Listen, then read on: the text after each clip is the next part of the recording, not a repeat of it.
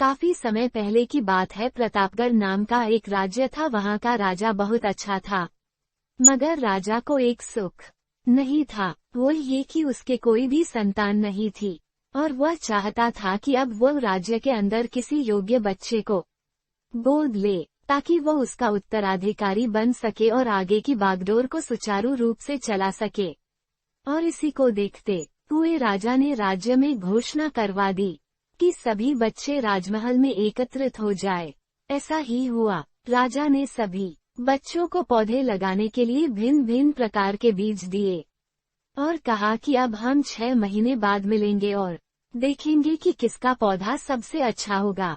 महीना बीत जाने के बाद भी एक बच्चा ऐसा था जिसके गमले में वह बीज अभी तक नहीं फूटा था, लेकिन वह रोज उसकी देखभाल करता था और रोज पौधे को पानी देता था।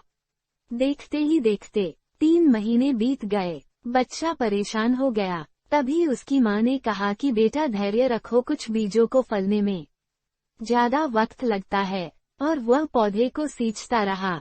6 महीने हो गए। राजा के पास जाने का समय आ चुका था, लेकिन वो डर हुआ था कि सभी बच्चों के गमलों में तो पौधे होंगे और उसका गमला खाली होगा। लेकिन वह बच्चा ईमानदार था और सारे बच्चे राजमहल में आ चुके थे। कुछ बच्चे जोश से भरे हुए थे, क्योंकि उनके अंदर राज्य का उत्तराधिकारी बनने की प्रबल लालसा थी। अब राजा ने आदेश दिया, सभी बच्चे अपने अपने गमले दिखाने लगे। मगर एक बच्चा सहमा हुआ था क्योंकि उसका गमला खाली था। तभी राजा की नजर उस गमले पर गई। उसने पूछा, तुम्हारा गमला तो खाली है? तो उसने कहा, लेकिन मैंने इस गमले की 6 महीने तक देखभाल की है। राजा उसकी ईमानदारी से खुश था कि उसका गमला खाली है, फिर भी वो हिम्मत करके यहाँ आ तो गया। सभी बच्चों के गमले देखने के बाद राजा ने उस बच्चे को सभी के सामने बुलाया। बच्चा सहम गया और राजा ने वह गमला सभी को दिखाया। सभी बच्चे जोर से हंसने लगे।